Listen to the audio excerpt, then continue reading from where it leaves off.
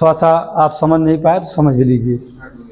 तृतीय आंग्ल मैसूर युद्ध जो हुआ उसके होने का कारण पहले ढूंढिए, क्योंकि जो भी युद्ध होते हैं जब भी आप इंटरव्यू में जाइए तो अगर वो चाहे तो आपसे उससे भी सवाल पूछ सकता है कि कौन से ऐसे कारण है जो भारत में 3 बार एक ही राज्य के लोगों ने युद्ध किया है, यानी 4 बार 3 बार, जब कई बार आंग्ल मैसूर युद्ध कितनी बार हुआ? 4 बार। तो 4 बार होने के क्या कारण हैं? तो आप कहेंगे सर जो आंग्ल मैसूर के 4 युद्ध हुए हैं वो चारों युद्ध के होने के अलग अलग 4 कारण हैं, यानी एक ही कारण नहीं है। आपको बताना क्या पड़ेगा? चारों कारण है। अब उत्तर प्रदेश लोक सेवा जो पीसीएस का एग्जाम होता है, यहाँ के इंटरव्यू में यूपीएससी के इंटरव्यू में अंतर है। अंतर किस बात का हो जाता है कि जो यूपीएससी का इंटरव्यू है वो सवालों के जरिए आपको हिट कर देता है, और यूपी पीसीएस का इंटरव्यू अब फैक्ट की बातों को नहीं पूछता है, आज से करंट में चल रही चीज़ों पर जो व्यवहारिक होती हैं वो पूछता है। तो अगर ये कहा जाए कि सबसे आसान इंटरव्यू किसका है, तो सबसे आसान इंटरव्यू पीसीएस का है, यूपीएससी का नहीं है। ये बात समझिएगा मेरी। यूपी में क्या टफ है? इसका प्री मेन दोनों टफ है, ये बात समझिएगा। यूपीएससी में जाओगे तो प्री टफ है, मेंस आसान है, इंटरव्यू भी टफ है, मतलब कुछ सवाल ऐसे पूछ लिए जाते हैं। तो ऐसी स्थिति में 4 युद्ध अगर हुए हैं आंग्ल मैसूर के, तो 4 युद्ध के अलग अलग कारण हैं। जैसे आपने पहला पढ़ा तो उसका कुछ और कारण है कि अंग्रेजों की आक्रामक नीति का परिणाम क्या है? क्या है? प्रथम आंग्ल मैसूर युद्ध है। दूसरे में जाओ तो पता लगता है कि अंग्रेजों ने जो संधि किया था, कौन संधि किया था? बताइए पहले कौन सी संधि भाई? मंगलौर की। मंगलौर की जो संधि हुई थी पहले युद्ध में, उस संधि का उल्लंघन किसने कर दिया था? अंग्रेजों ने कर दिया। क्यों कर दिया था? क्योंकि जब मराठा हैदर अली के ऊपर आक्रमण कर रहे थे, उसे घेर रहे थे, तो अंग्रेजों ने अपनी सेना नहीं भेजी थी, जबकि संधि में बात कही गई थी कि अंग्रेज सेना भेजेंगे जब कभी उसके ऊपर कोई आक्रमण होगा। किसके ऊपर? हैदर के ऊपर। तो वो हुआ। अब तीसरी बात आई, जो हैदर अली जो कि मर चुका है, कहाँ? द्वितीय आंग्ल मैसूर युद्ध में। उसका बेटा टीपू आ गया, टीपू सुल्तान आया। तो टीपू और अंग्रेजों के बीच में ऐसा क्या हो गया कि इनके बीच में युद्ध हो गया? तीसरे होने क्या कारण है? तो यह मामला ये था सीधा सीधा कि अंग्रेजों द्वारा टीपू पर आरोप लगा दिया गया। किस बात का? कि जो टीपू है ना, आजकल फ्रांसीसियों के यहाँ चाय नाश्ता कर रहा है, मेरी भाषा में मतलब कि अंग्रेजों ने कहा टीपू से कि आजकल कौन सा ऐसा बात है कि आप डेली चाय पीने जाते हैं, कहाँ? फ्रांसीसियों के यहाँ। यानी आप फ्रांसीसियों से संबंध स्थापित क्यों कर रहे हैं?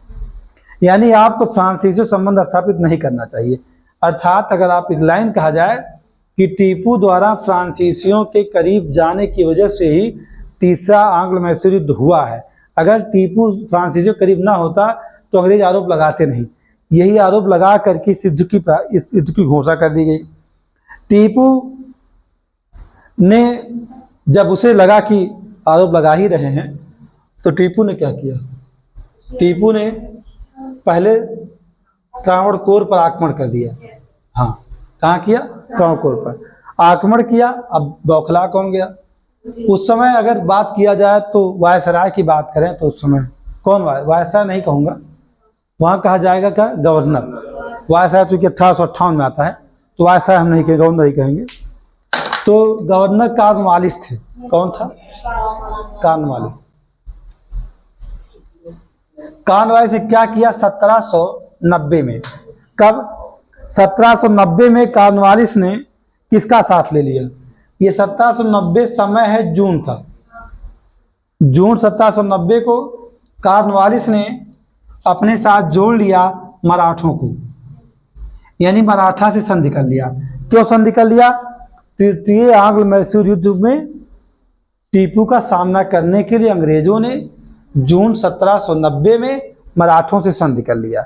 और जब समय आया कि तो मराठे मेरे पास हो गए, तो जुलाई, फिर कब?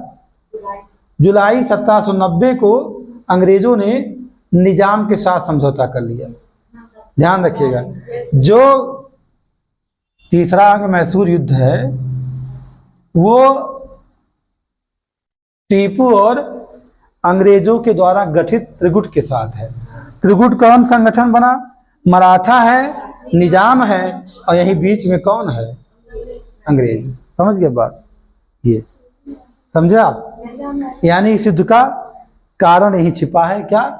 आरोप लगा करके और अचानक में किसके द्वारा आक्रमण कर दिया जाना?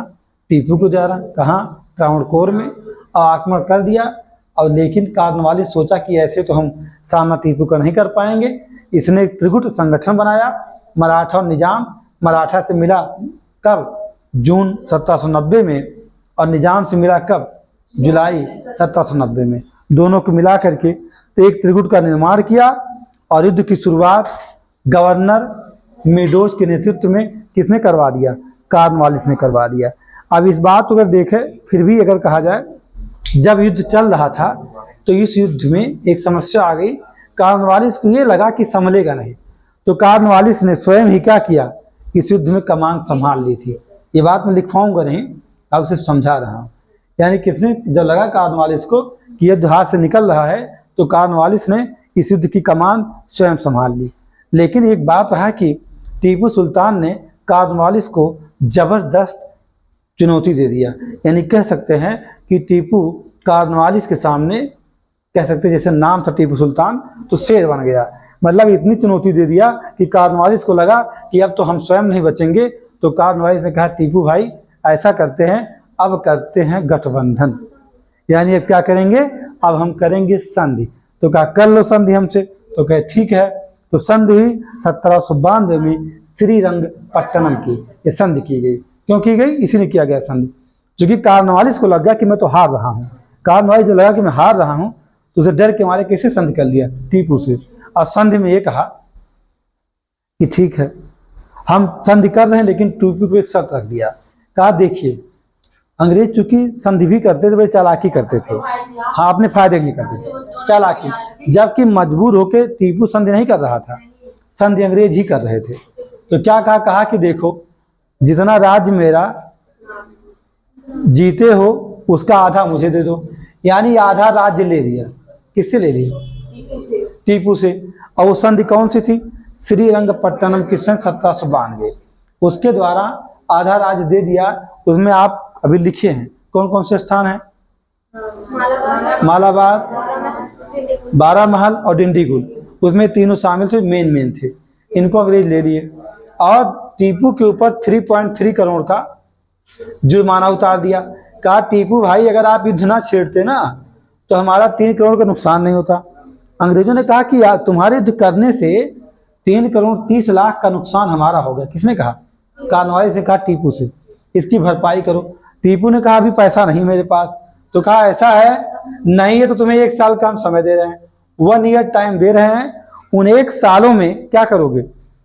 अपने दोनों बच्चों को मेरे पास सौंप देना, और 1 साल के अंदर ला के मेरा पैसा जमा कर देना। जब तक जुर्माने की राशि हमें नहीं दोगे, तब तक तुम्हारे दोनों बेटों को हम नहीं लौटाएंगे। किसने कहा था? कॉर्नवालिस ने। तो टीपू ने कहा, ठीक है, घबराओ नहीं, अपने बच्चों को चाय नाश्ता करवाएंगे और कल भेज देंगे, संभाल लेना। कहा तो दिया, भेजेंगे। लेकिन टीपू बहुत शातिर था, उसने अपने दोनों बेटों को अंग्रेजों के हवाले किया ही नहीं। ये कहानी है इस युद्ध की। अब कितना आसान है याद करना? आसान है कि नहीं याद करना?